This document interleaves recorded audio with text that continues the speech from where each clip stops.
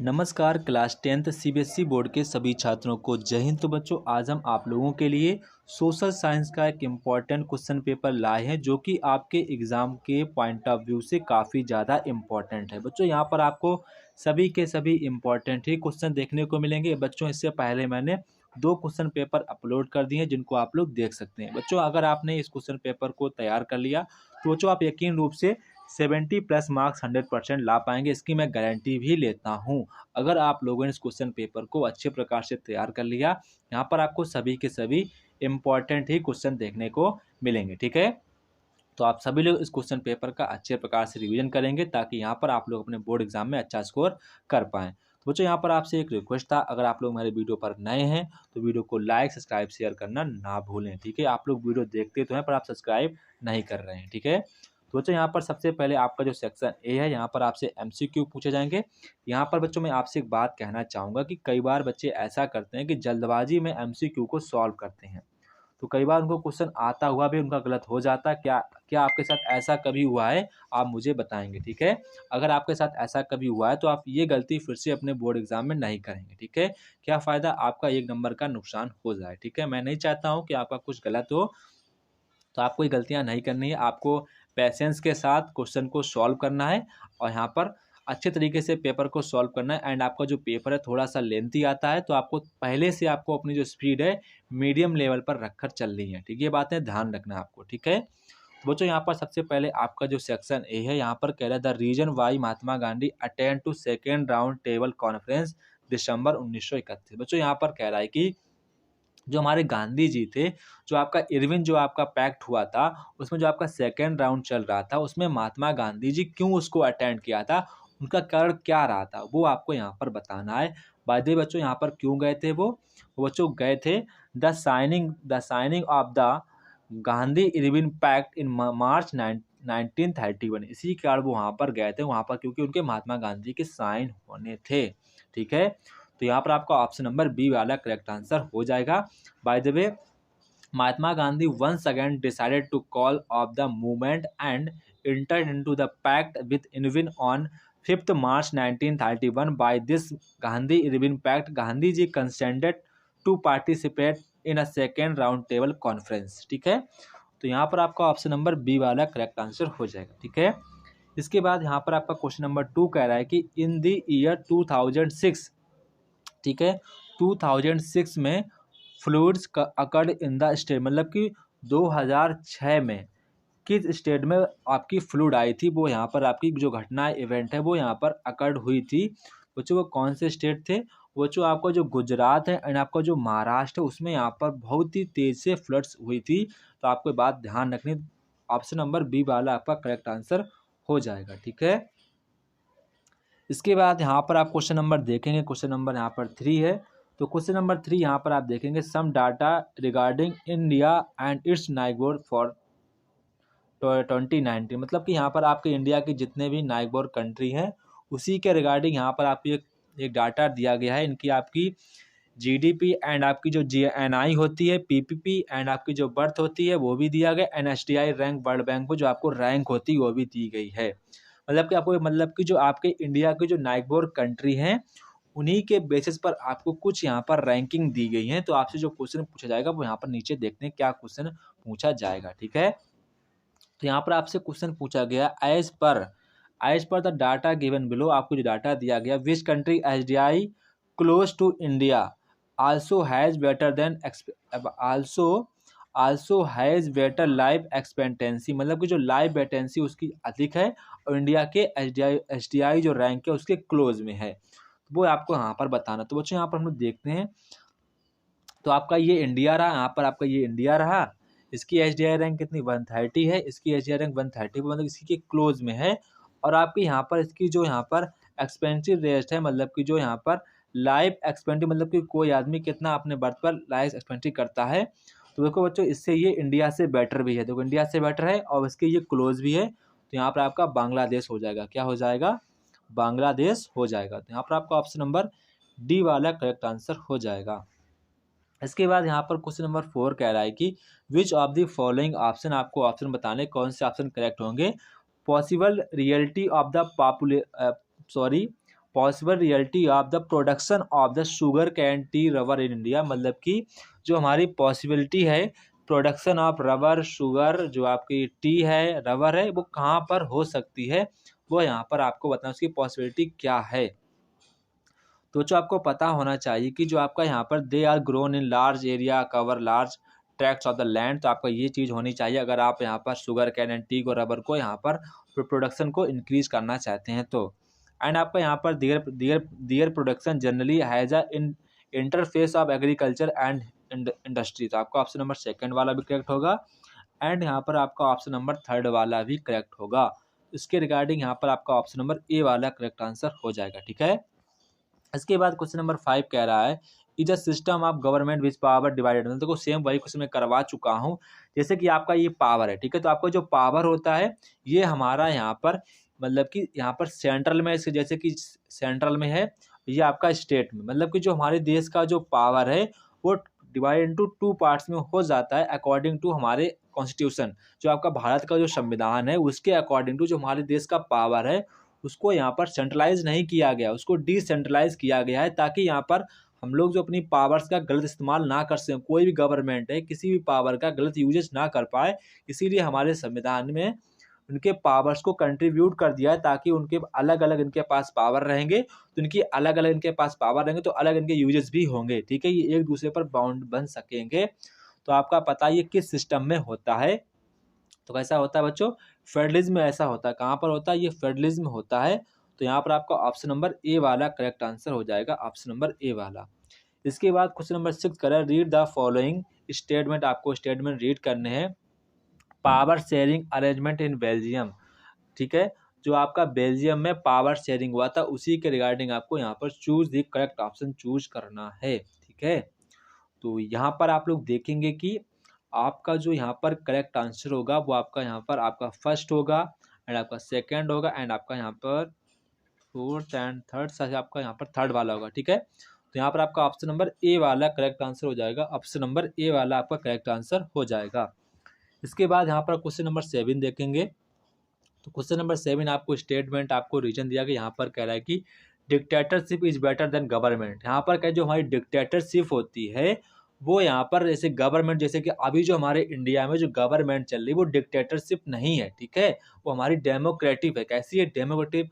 तो क्या बच्चों डिक्टेटरशिप जैसे कि नॉर्थ कोरिया है, वहाँ पर किसी को अपने मन से बोलने की इच्छा नहीं है कि वो किसी भी अपने ही देश के किसी मतलब कि प्रेसिडेंट को या पीएम को कुछ भी गलत सलत कह दे, वो नहीं कह सकते। जैसे कि अब हमारे जो कंट्री है वो आपका डेमोक्रेटिक कंट्री है, तो यहाँ पर जैसे कि पीएम है सीएम है, हम लोग अपनी जो आपकी जो एक्सप्रेशन है उनको हम लोग इनसे कह सकते हैं कि आप ऐसे हैं आप ऐसे हैं। जैसे कि अभी आप इंडिया में कह भी देते हैं, लोग अपने पीएम से कुछ भी कहते हैं, उनको कुछ भी कह देते हैं, सीएम को कुछ भी कह देते हैं, यहाँ पर कुछ फर्क नहीं पड़ता है, क्योंकि यहाँ पर हमारे डेमोक्रेटिक जो कंट्री है उनमें यहाँ पर हमारे जो बोलने की जो फ्रीडम होती है। पर जैसे कि आपकी जो डिक्टेटरशिप होती है वहाँ पर आप किसी भी अपने बड़े अधिकारी को या फिर बड़े पीएम, आपके वहाँ पर जितने भी बड़े आपके पद होंगे उनको आप लोग कुछ भी अशब्द नहीं कह सकते हैं, उनको आप कुछ भी गलत नहीं कह सकते हैं। ये आपका डिक्टेटरशिप होता है, मतलब कि वहाँ पर आपको बोलने की स्वतंत्रता नहीं है,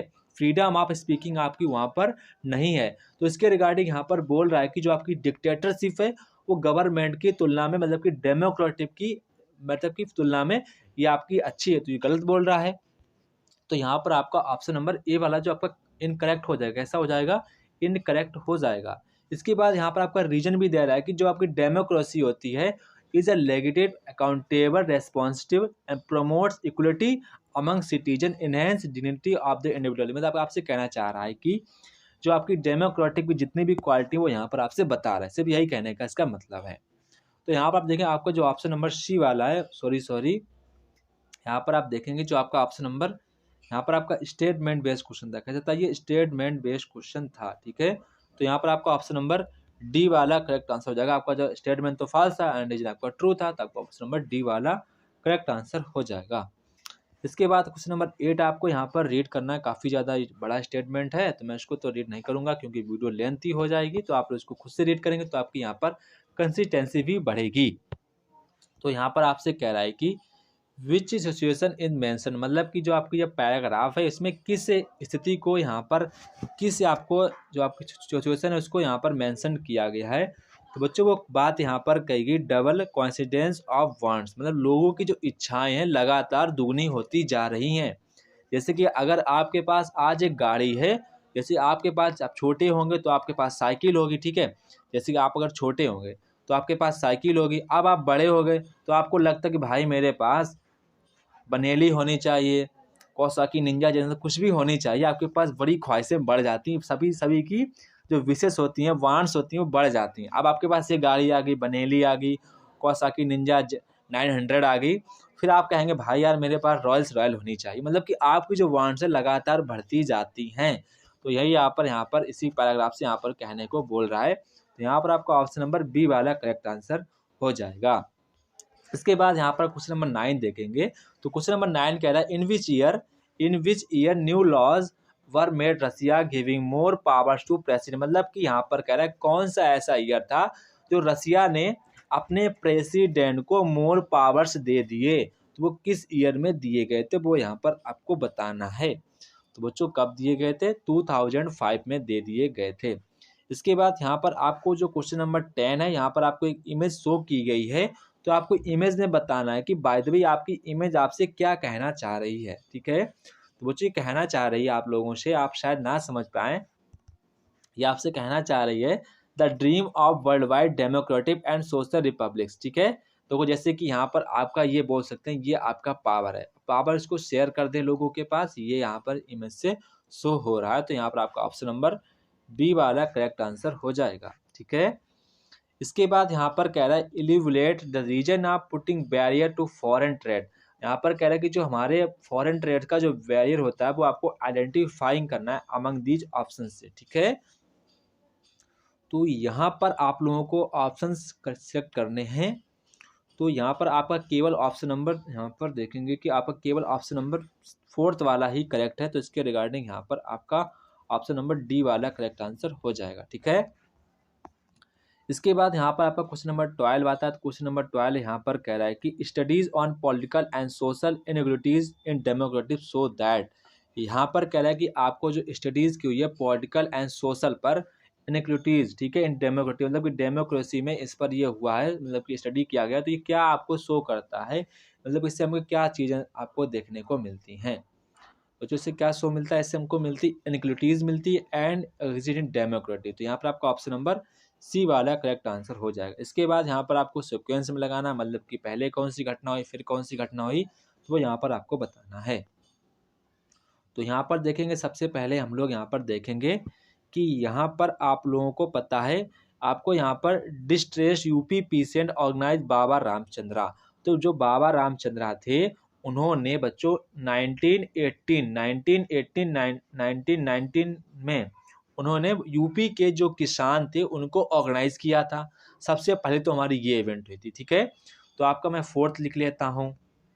इसके बाद क्या हुआ था, इसके बाद वहाँ पर देखेंगे कि जो हमारे गांधीयन हल्टल थे उनके अगेंस्ट में रॉलेट एक्ट को जालियांवाला बाग जो हत्याकांड हुआ था, मैस्कारा हुआ था, वो फिर यहाँ पर हुआ था। तो वो आपका कब हुआ था, वो आपका बच्चों हुआ था यहाँ पर 1999 में। कब हुआ था ये आपका 1999 अप्रैल में ये इवेंट यहाँ पर कंडक्ट हो गई थी। इसके बाद देखेंगे हम लोग, इसके बाद नॉन कोऑपरेशन एंड खिलाफत मूवमेंट लॉन्च, इसके बाद आपका यही हुआ था। तो आपका ये कब हुआ था बच्चों, ये आपका हुआ था जनवरी 1921 के अराउंड में हो गया था, ठीक है। एंड जो लास्ट हमारा Gandhian begin civil disobedience movement by making salt law in Dandi, ये बच्चों कब किया था, गांधी जी ने मार्च लॉ को कब यहाँ पर तोड़ दिया था, वो आपका मार्च 1930 में उसको ब्रेक कर दिया था। तो ये आपके सीक्वेंस ऑर्डर हो जाएंगे, मैंने डेट भी लिख दी है, ठीक है। तो इसके रिगार्डिंग जो हमारा करेक्ट आंसर हो जाएगा वो यहाँ पर आपका ऑप्शन नंबर सी वाला करेक्ट आंसर हो जाएगा, ऑप्शन नंबर सी वाला, ठीक है। इसके बाद क्वेश्चन नंबर 14 आप खुद से रीड करेंगे, काफ़ी था लंबा क्वेश्चन है। इसका जो हमारा आंसर हो जाएगा वो आपका ऑप्शन नंबर ए वाला हो गया, ठीक है। इसके बाद यहाँ पर आप क्वेश्चन नंबर 15 या आपका स्टेटमेंट बेस्ड क्वेश्चन है, तो आप इसको खुद से रीड करेंगे ताकि यहाँ पर आपकी कंसिस्टेंसी बढ़ सके एंड यहाँ पर क्वेश्चन को भी सॉल्व कर सकें, ठीक है। तो यहाँ पर आपका ऑप्शन नंबर आपका स्टेटमेंट फर्स्ट वाला भी करेक्ट है, एंड यहाँ पर आपका जो ऑप्शन नंबर सेकेंड है वो भी आपका करेक्ट है। ठीक है, तो यहाँ पर आपका option number A and B दोनों आपका बोथ स्टेटमेंट आर करेक्ट। ठीक है, इसके बाद यहाँ पर आपका क्वेश्चन नंबर 16, आप इसको रीड करेंगे प्लीज, काफी लेंथी क्वेश्चन है, मैं चाहता आपका टाइम बर्बाद हो।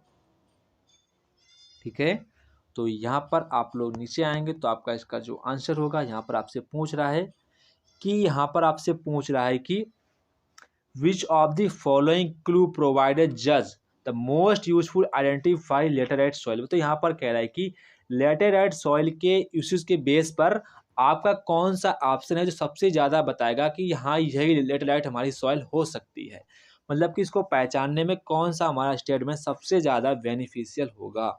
तो हमारा कौन सा होगा, ऑप्शन नंबर थर्ड वाला, यानी कि the soil were mostly deep to very deep, acidic पैसिड इतने वाला, जनरली डिफिशिएंट प्लांट न्यूट्रिएंट्स। ठीक है, इसके बाद यहाँ पर क्वेश्चन नंबर 17 है, तो आप इसको भी रीड करेंगे, बाद में मैं इसका ऑप्शन बता दूंगा। तो यहाँ पर आपका जो ऑप्शन है सेकंड वाला आपका राइट होगा। ठीक है, इसके बाद क्वेश्चन नंबर 19 है, our constitution does not give a special status for any religion. मतलब कि यहाँ पर कह रहा है कि जो हमारा संविधान है विशेष धर्मों के लिए नहीं बनाया गया है। ये आपको फीचर्स किस में देखने को मिलते हैं, बच्चों किस में देखने को मिलते हैं, सेक्युलरिज्म में देखने को मिलते। तो यहाँ पर आपका ऑप्शन नंबर यहाँ पर बी वाला करेक्ट आंसर हो जाएगा। इसके बाद यहाँ पर क्वेश्चन नंबर 19 है, तो क्वेश्चन नंबर 19 यहाँ पर कह रहा है which of the following is false respect with multi party systems. जो आपका है उसके रेस्पेक्ट में कौन सा आपका यहाँ पर ऑप्शन रॉन्ग है। बच्चों आपको पता है कि यहाँ पर आप देखेंगे कि जो मल्टी पार्टी सिस्टम होता है वो ऐसा कंट्री जहाँ पर बहुत सी पार्टियाँ हों, जैसे कि आपकी यहाँ पर बीजेपी है, कांग्रेस है, टीएनडी है, मतलब बहुत सी आपकी पार्टियाँ। आपको अगर स्टेट के बेस पर देखेंगे तो आपकी कांग्रेस स्टेट के समाजवादी पार्टी है, लोकल दल है, बहुजन पार्टी है, मतलब बहुत सी ऐसी पार्टियाँ हैं। तो ये मल्टी पार्टी सिस्टम होता है, ये आपका यहाँ पर इंडिया में आपको देखने को मिलता है, एंड पाकिस्तान में भी है, एंड यहाँ पर आपका बांग्लादेश में भी है।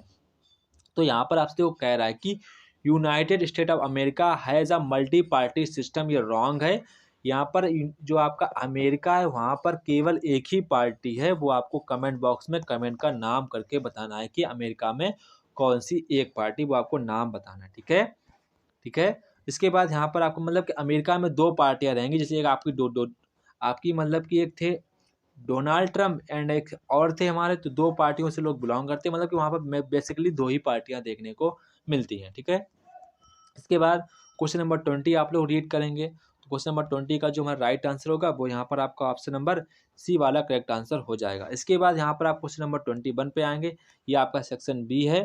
तो सेक्शन बी में आपको सभी क्वेश्चन यहाँ पर पढ़ लेने चाहिए। यहाँ पर आपको मैप को रीड करना है, देन आपको यहाँ पर बताना है आर डोमिनेंटली स्पोकन बेल्जियम, मतलब कि आपको बताना कि बेल्जियम में क्या स्पोकन किया जाता है वो आपको यहाँ पर बताना है। इसके बाद यहाँ पर कह रहा है कि आपको एक्सप्लेन करना है ट्रीटी ऑफ वीना 1805 को जो आपके प्रोविजंस लिए गए थे उनको आपको 3 प्रोविजंस लिखने हैं।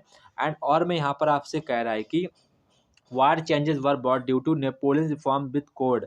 ठीक है, जब नेपोलियंस ने अपना कोड को रिफॉर्म कर दिया था, what were the react with changes, तो आपको उसमें क्या चेंजेस देखने को मिले थे वो आपको यहाँ पर बताना है। इसके बाद यहाँ पर करें write down the features of insensitive substance and agriculture. ठीक है, इसके बाद क्वेश्चन नंबर 24 कह रहा है explain the factor that make federal government in India so attractive. तो यहाँ पर कह रहा है जो इंडिया में फेडरल गवर्नमेंट है उसको सो अट्रैक्टिव है, उसको आपको फैक्टर बताने क्यों ऐसा वो इतनी ज़्यादा अट्रैक्टिव क्यों है। इसके बाद सेक्शन सी है, तो आप सेक्शन सी के सभी क्वेश्चन को रीड करेंगे, ये आपके एग्जाम के पॉइंट ऑफ व्यू से काफ़ी ज़्यादा इंपॉर्टेंट है। ठीक है, इसके बाद ये भी आप लोग रीड करेंगे। ठीक है, ये सारे के सारे क्वेश्चन आपको रीड करने हैं। ठीक है,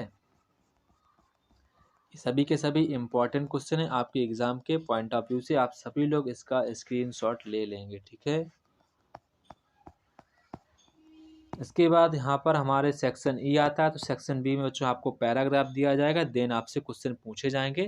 तो ये क्वेश्चन हर एक बच्चा कर लेता है, बाय द वे बस यहाँ पर आपको थोड़ा सा आपके पास पैसेंस होना चाहिए। ठीक है, आपके पास थोड़ा सा पैसेंस होना चाहिए, आप इसको आपको एग्जाम में इसको एक बार अच्छे तरीके से रीडिंग कर लेनी है। ठीक है, ताकि यहाँ पर आप इसको बार बार पढ़ने से बच सकें। ठीक है, देन आप इससे क्वेश्चन के आंसर दे पाएंगे, मुझे 100% पता है, क्योंकि इसके जो क्वेश्चन के जो आंसर्स होते हैं वो आपको पैराग्राफ में ही मिल जाएंगे। ठीक है, इसको भी रीड करेंगे।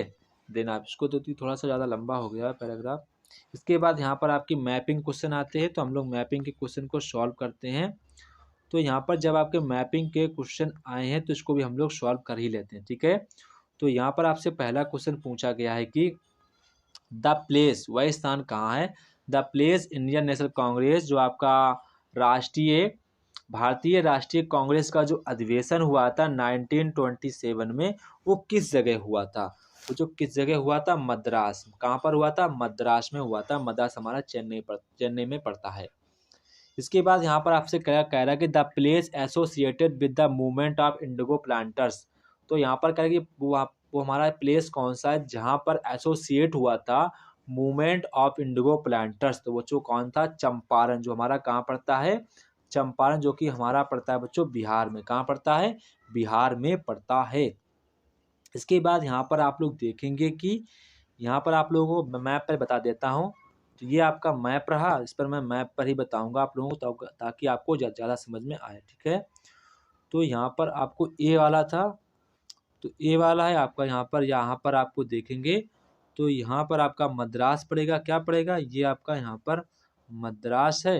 एंड यहाँ पर जो आपका बिहार पड़ता है, ठीक है, यहाँ पर जो आपका बिहार पड़ता है, चंपारण में बिहार है, तो यहाँ पर आप लिख देंगे चंपारण। क्या लिख देंगे, चंपारण, चंपारण, ये आप लिख देंगे। ठीक है, इसके बाद यहाँ पर आपसे यहाँ पर ज्योग्राफी बेस्ड क्वेश्चन पूछे गए हैं, तो उनको भी मैं एक बार देख लेता हूँ। तो यहाँ पर आपसे कह रहा है कि आपको यहाँ पर कोई 3 यहाँ पर करने हैं। ठीक है, तो यहाँ पर आपसे कह रहा है कंडला सी पोर्ट आपको बताना है। इसके बाद गांधीनगर, तो बच्चों कंडला जो सी पोर्ट है आपको, एंड तालचर है, रावत भाटा है, राजा झांसी है। तो मतलब कि आपको ये मैप पर शो करना है। ठीक है, बस यही है, कुछ नहीं, मैप पर आपको इसको शो करना है। तो मैं इसको मैप पर शो करता हूँ। तो आपका जो पहला क्वेश्चन था वो यहाँ पर आपका था कि गांधीनगर मतलब कि कांडला कहाँ पर है। तो जो कांडला हमारा कहाँ पड़ता है, कांडला आपका बेसिकली गुजरात में पड़ता है। कहाँ पड़ता है, गुजरात में हमारा कांडला पड़ता है। कांडला, कांडला बच्चों कहाँ पड़ता है, आपका गुजरात में पड़ता है। और जो आपकी गांधीनगर है, गांधीनगर ये आपकी गुजरात की कैपिटल है। क्या है ये आपकी, Gandhinagar is the capital of Gujarat, मतलब कि गांधीनगर गुजरात की राजधानी है। एंड यहाँ पर आप देखेंगे तो आपका तालचर है, तालचर आपको किधर पड़ता है, आपका यहाँ पर तालचर इधर पड़ता है। इधर आपका ये पड़ेगा तालचर, इधर साइड आपका यहाँ पर पड़ जाएगा तालचर। ठीक है, तालचर। आप लोग कमेंट बॉक्स में कमेंट करके बताएंगे तालचर किस चीज़ के लिए फेमस है, वो यहाँ पर आपको नाम मुझे बताना है। एंड बच्चों जो हमारा बच्चों रावत भाटा है, ये बच्चों रावत भाटा कहाँ पड़ता है, बच्चों रावत भाटा पड़ता है हमारा राजस्थान में। कहाँ पड़ता है, राजस्थान हमारा पड़ता है, रावत भाटा पड़ता है। ठीक है, रावत भाटा, रावत भाटा। ठीक है, और साथ में आप ध्यान रखेंगे राजस्थान के 3 सबसे बड़े डिस्ट्रिक्ट हैं, बीकानेर, जैसलमेर, एंड आपका एक और बस्ता है, उसका मुझे नाम नहीं ध्यान आ रहा है। बीकानेर, जैसलमेर, एंड एक आपका नाम और पड़ता है, वो मुझे ध्यान नहीं आ रहा है। वो राजस्थान के 3 सबसे बड़े डिस्ट्रिक्ट हैं, तो ये भी आपसे पूछ सकता है। इसके बाद यहाँ पर आपसे कह रहे होंगे कि अमृतसर जो आपकी राजा झांसी है वो आपकी कहाँ पड़ती है, पंजाब में पड़ती है। कहाँ पड़ती है, पंजाब के जस्ट यहाँ पर बॉर्डर पर ही पड़ती है राजा झांसी। कौन सी पड़ती है, राजा झांसी। तो आप ध्यान रखेंगे राजा झांसी, तो ये आपकी कहाँ पड़ती है, अमृतसर में पड़ती है, पंजाब में। तो ये था बच्चों हमारे क्लास 10th का सीबीएसई बोर्ड का सोशल साइंस का इम्पॉर्टेंट क्वेश्चन पेपर। आप इसको अच्छे प्रकार से रीड करेंगे, आपका पेपर सभी लोगों का अच्छा जाए। जय हिंद बच्चों, फिर मिलते हैं अपने नेक्स्ट वीडियो में, तब तक कि आप सभी लोगों को जय हिंद। ठीक है।